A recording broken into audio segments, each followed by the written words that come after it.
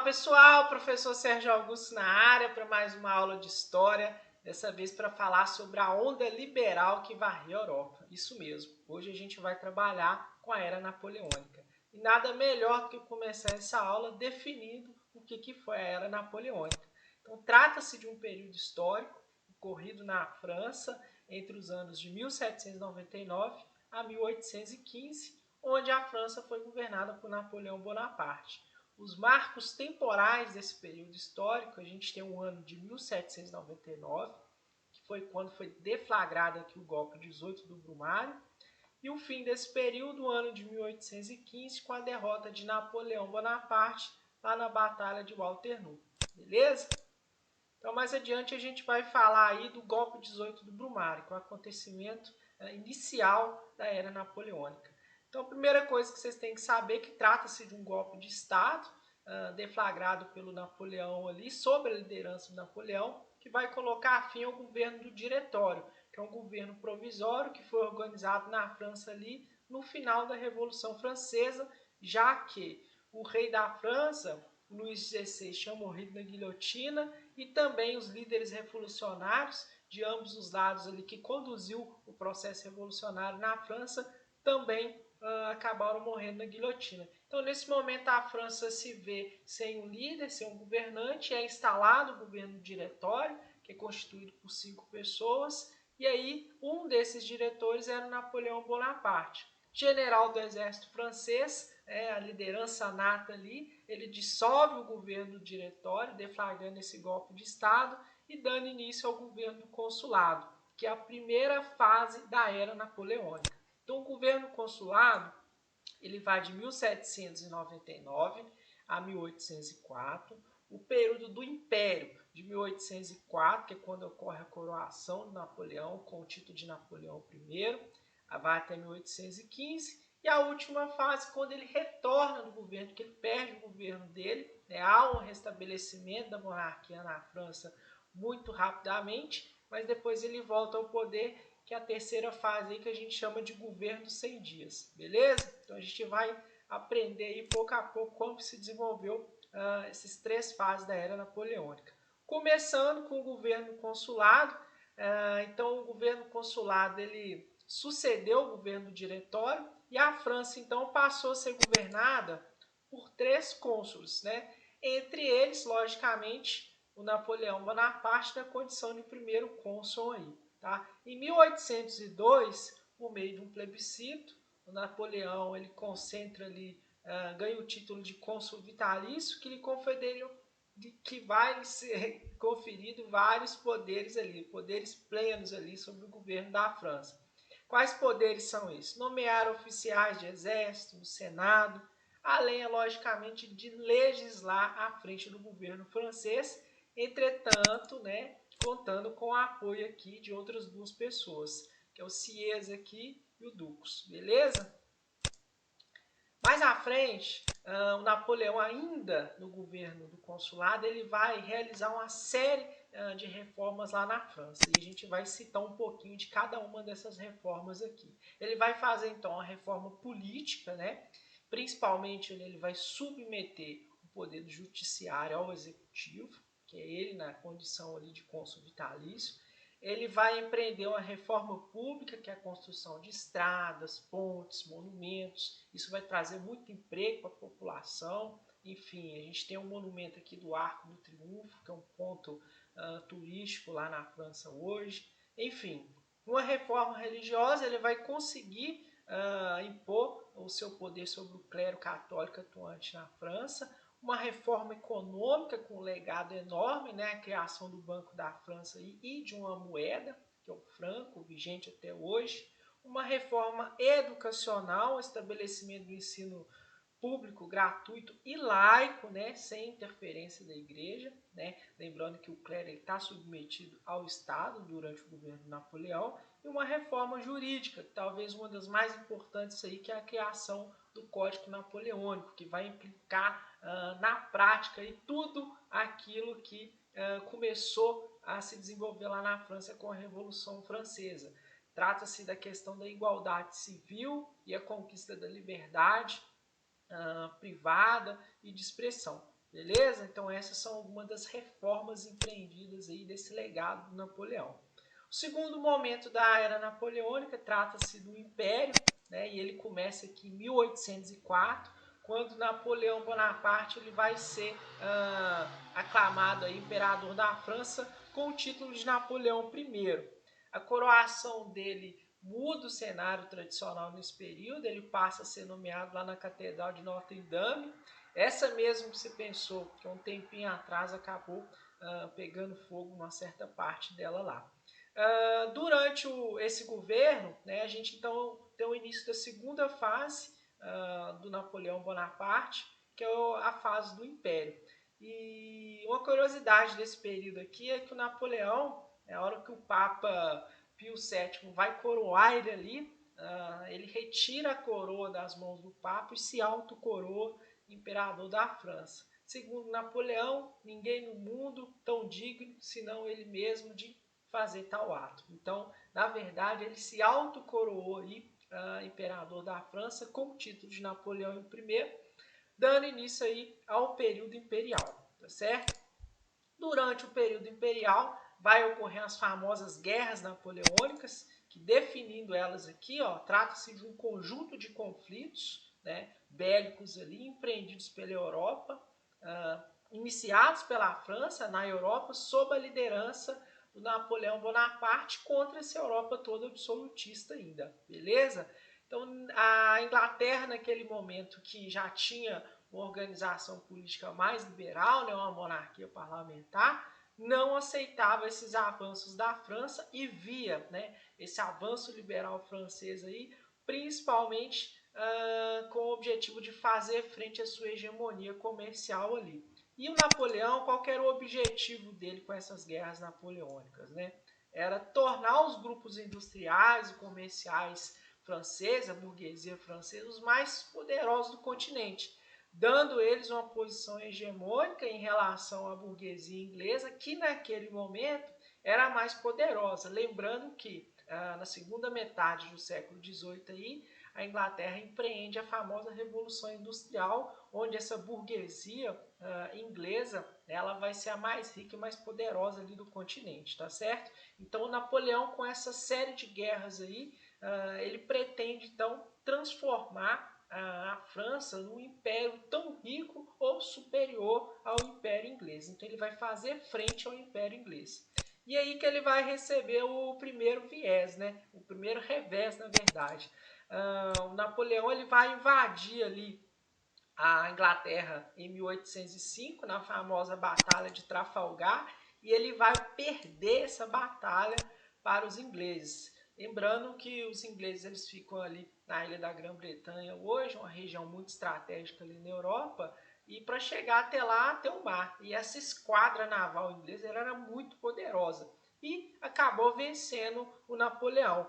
Não satisfeito de perder, né, o Napoleão ele tratou então de pensar numa nova tentativa de como vencer os ingleses aí. E aí no ano de 1806 ele cria o bloqueio continental. Então o bloqueio continental estabeleceu o seguinte, ele proibia todos os países europeus de realizarem comércio com a Inglaterra, seja comprando ou vendendo produtos ali. Logicamente, né, comprando produtos manufaturados ou vendendo matérias-primas para a Inglaterra. E a pena para quem desrespeitasse esse bloqueio continental era a invasão do exército napoleônico sobre aquele país. Qual que era o objetivo, então, do bloqueio continental? Era isolar economicamente a Inglaterra, com o objetivo, então, de enfraquecer não só a economia inglesa, mas também tumultuar a organização política inglesa ali, conquistada ali já no final do século XVII com a instalação da monarquia parlamentar, que deu muito certo. Dessa forma, o Napoleão visava tornar a Inglaterra fraca e vulnerável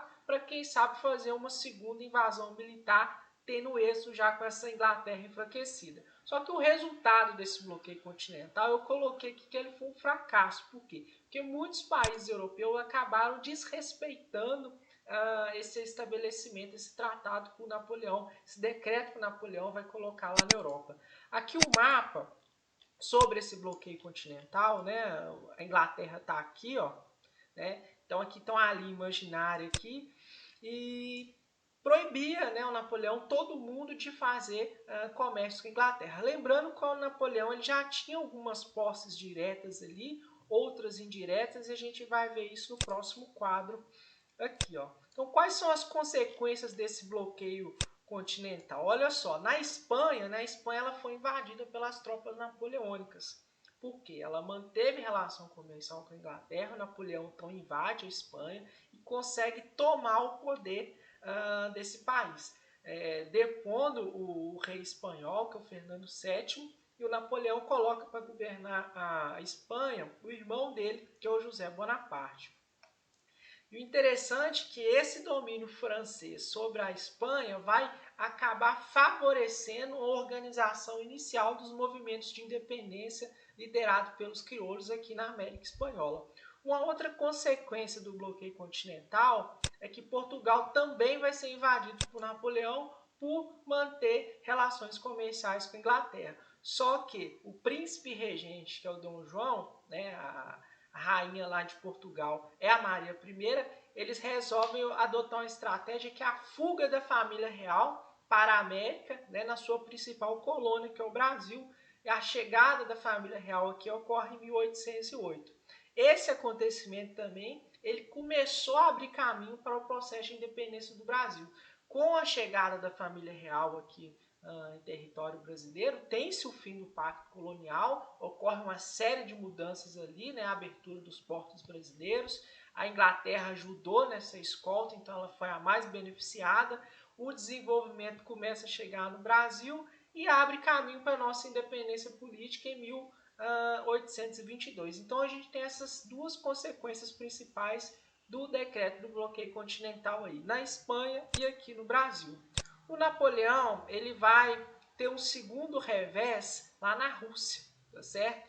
O inverno rigoroso russo. Coloquei aqui uma imagem aqui.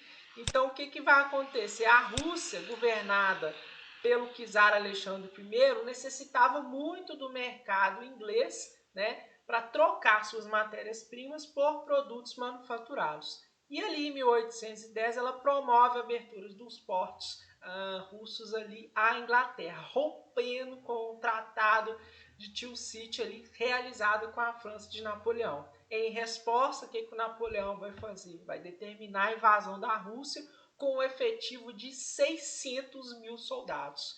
Só que como que a Rússia vai acabar vencendo as tropas napoleônicas, gente? A Rússia usou uma estratégia que é a da terra arrasada. Então, para se defender o Império Russo, então, fazendo uso dessa terra, eles vão começar a promover a destruição de alguns locais dentro do território russo que poderiam facilitar a instalação do exército napoleônico, né, e de suprimentos até que esse exército chegasse a Moscou. Lembrando que a Rússia passava por um inverno muito rigoroso. E à medida que o exército napoleônico foi avançando, né, até chegar a Moscou, além de ter esse inverno rigoroso, eles não encontraram nada para alimentar as tropas e locais ali de refúgio. Consequência disso, o exército Napoleão começou a padecer naquele cenário, que não tinha nada para ser explorado ali até chegar a Moscou, enfim, sofrendo várias baixas sem a Rússia precisar de dar um tiro no exército Napoleão. Já em 1812, né, o exército Napoleão já começa a voltar para a França, tá? E nesse cenário aí, eles vão ser derrotados em 1813, lá na Batalha de Leipzig. Tá certo? Então o Napoleão vai sofrer esse revés aí por essa estratégia muito boa dos russos. E aí quando Napoleão, após essa batalha de Leipzig, né, organizada através da sexta coligação ali, quando ele chega, tá, à França, ele é obrigado a assinar um tratado de Fontainebleau em 1814, na qual ele vai ter que abrir mão de todos os seus poderes sobre o trono francês. Então, olha só, ele é derrotado e nesse retorno à França, quando ele chega lá, ele é forçado, então, a assinar esse tratado, perdendo todos os seus direitos ao trono francês. E nesse momento ocorre, então, o restabelecimento da monarquia na França, o retorno da dinastia Bourbon ao poder com a coroação do rei Luís XIII. E aí, nesse processo, Napoleão ele vai ser preso e exilado lá na ilha de Elba. Só que ele ficou muito pouco tempo lá. Ele consegue fugir dessa ilha de Elba e retorna à França em 1815, conseguindo, inclusive, recuperar o poder da França. E o rei Luís XIII, que tinha acabado de tomar o poder na França, ele acaba fugindo aqui para a Bélgica. Então Napoleão ele recupera novamente esse poder aí, mas ele vai sofrer ainda um outro revés. Então agora a gente chega na última fase da era napoleônica, que é o governo dos 100 dias. Então, com o retorno de Napoleão à França, aclamado pelo povo, né, depois ele conseguir de fugir lá da ilha de Elba, tem início o governo dos 100 dias, um governo que durou muito pouco tempo. Então, inconformados com o regresso de Napoleão, as nações europeias ali se reúnem no Congresso de Viena, que eu vou falar lá no finalzinho, e organizam uma sétima coligação para derrotar e colocar de vez uma vitória sobre o Napoleão. E eles vão ter sucesso, eles vão vencer o Napoleão lá na Batalha de Waterloo, ocorrida em 1815, legitimando de forma definitiva o fim da era napoleônica. E aí aquela história, o Napoleão ele vai ser preso e vai ser exilado, só que agora na ilha de Santa Helena. E lá ele vai ficar durante 6 meses, 6 anos, né, até que em 1821 ele morre. Era o fim da era napoleônica, então. Agora a gente vai falar do Congresso de Viena. O que foi esse congresso, então, né? Trata-se de um conjunto de reuniões ocorridas ali entre os anos de 1814 e 15, que tinham como objetivo principal promover o restabelecimento do modelo político que vigorava na Europa antes dessa avalanche liberal proporcionada pelas guerras napoleônicas, tá certo? Ou seja, retomar as estruturas do antigo regime, as monarquias.